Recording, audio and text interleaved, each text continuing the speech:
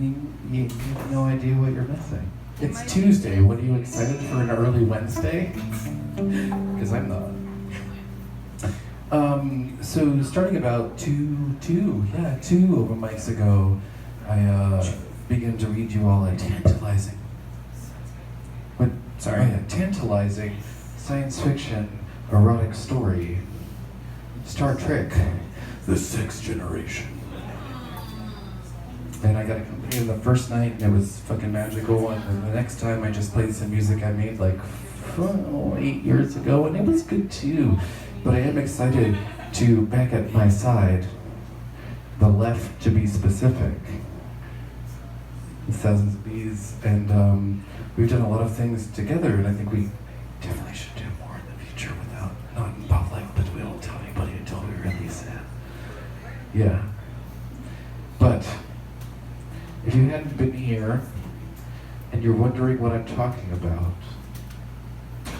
this wonderful novel, Star Trek, The Sixth Generation, or the 1993 issue of Uniform Tales, is delicious. We last left our Star Lieutenant Commander G. Cleveland Macklin after a dream. And last time there was not a lot of erotic bits because they just went on with some backstory, you know what I mean? And then after his dream, he woke up and he didn't know if he was ever going to find Ishtok, that android lover. And I believe last time we left him in such a frustrated situation as well. Does anybody remember where I ended last time? Yeah, I believe it would have been Adon15 made no comment, but his cinnamon eyes glowed enigmatically. Yeah? Well, we will pick up from here on this tale. Do you see where that's plugged in? Okay. And so we'll get back into this story for you. Just then, Macklin was hit by two thoughts. That he'd been denied real sex for about 9 Earth months. Do you have a 10-minute timer on? With the light? Gotcha. And that he was completely alone with the gorgeous hunk whose prime directive was to follow any orders given to him by a human being. Asimov's 3 laws of robotics. The question was really how to best take advantage of this remarkable situation.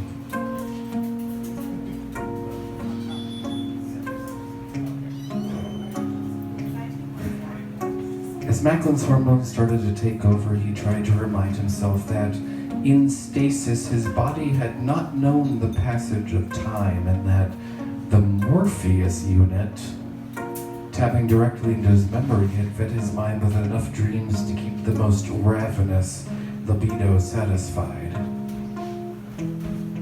Further, the idea of having to order the android to have sex with him was for him far from appealing, but none of this reasoning worked. His prick went on surging into life, thrusting purposefully and all too visibly against the cobalt blue fabric of his fatigues. "I'm sorry," Macklin muttered, his face burning. "Don't be, Cleve," Adon15 said calmly. "I asked you if you had any immediate requirements. You should have responded honestly."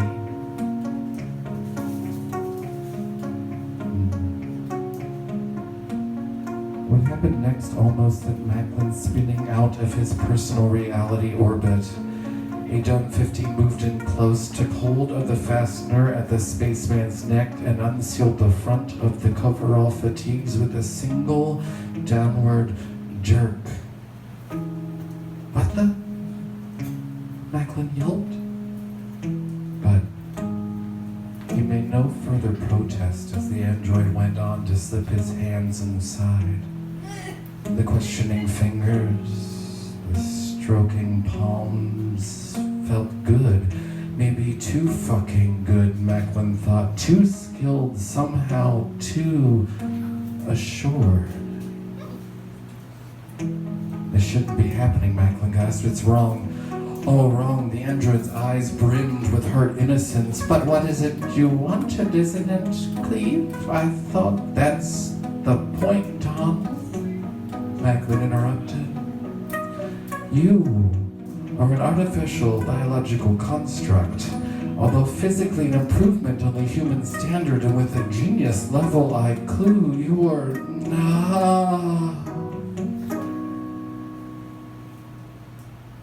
Macklin broke off as cunning fingertips discovered the highly erogenous area behind his balls.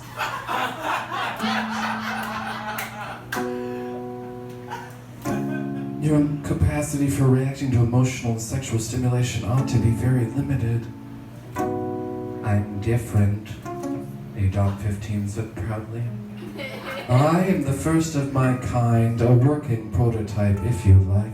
My emotional faculties are complete, and those include, of course, the ability to give and receive sexual pleasure.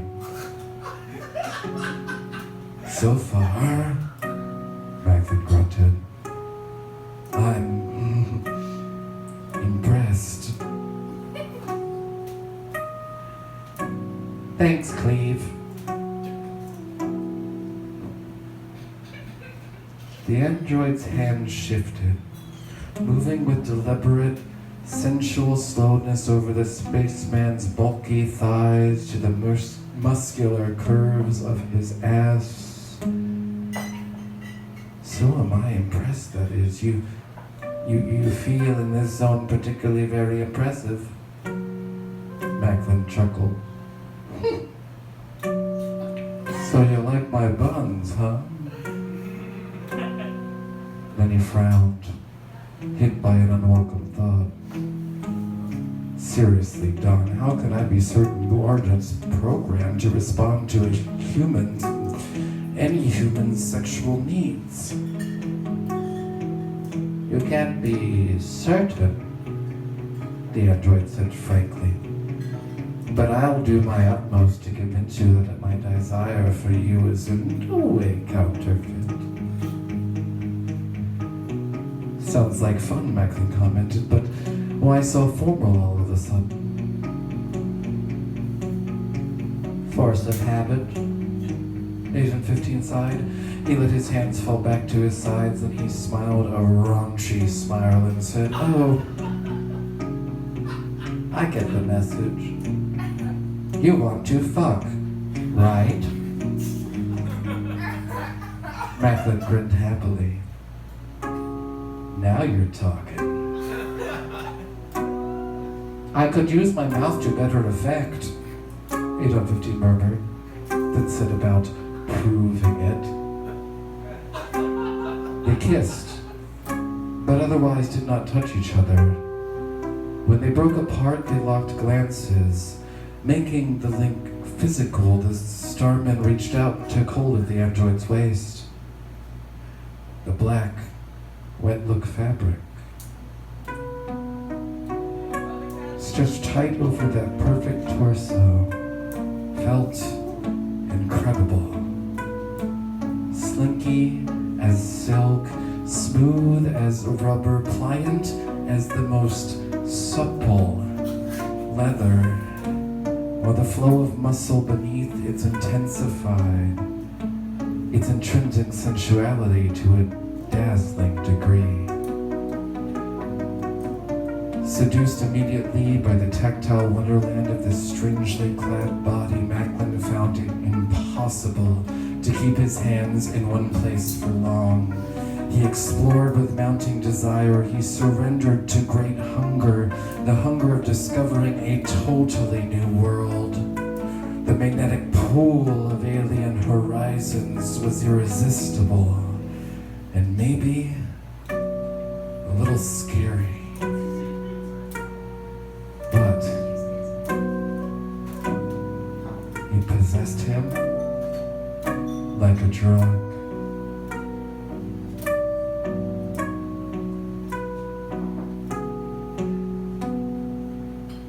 Macklin had never known such pleasure to come from simply touching another body.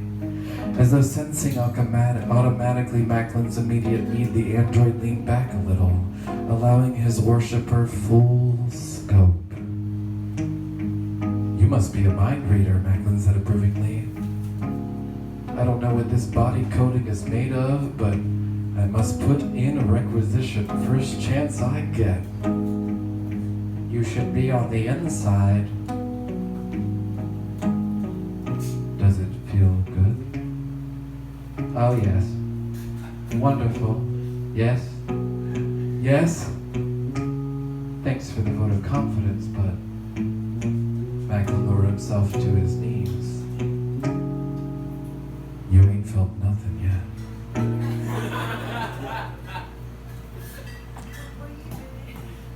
Earlier, what time did you say about that? Good. Earlier, the Starman had compared the android's unaroused sex to polished black stone. The long, thick shaft of it, held in place by the tight fabric, lean along the right diagonal grove between thigh and torso. At its root hung balls as big and shiny as plums and just as tempting. Macklin ran his tongue over them and behind them, then he took them into his mouth individually, sucking them hungrily. The black material tasted of nothing in particular. Ajon 15 made loud, snorting noises and clawed at Macklin Drazen's scalp. Encouraged, the Starman moved his mouth to the metallic column of the android's prick, sliding his lips up and down it like a flautist.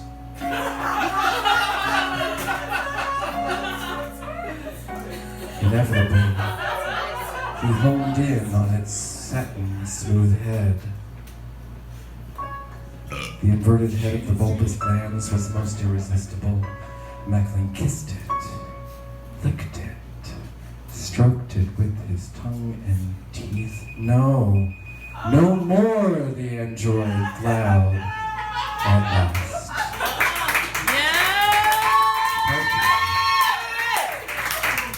Come back for more in 2 weeks.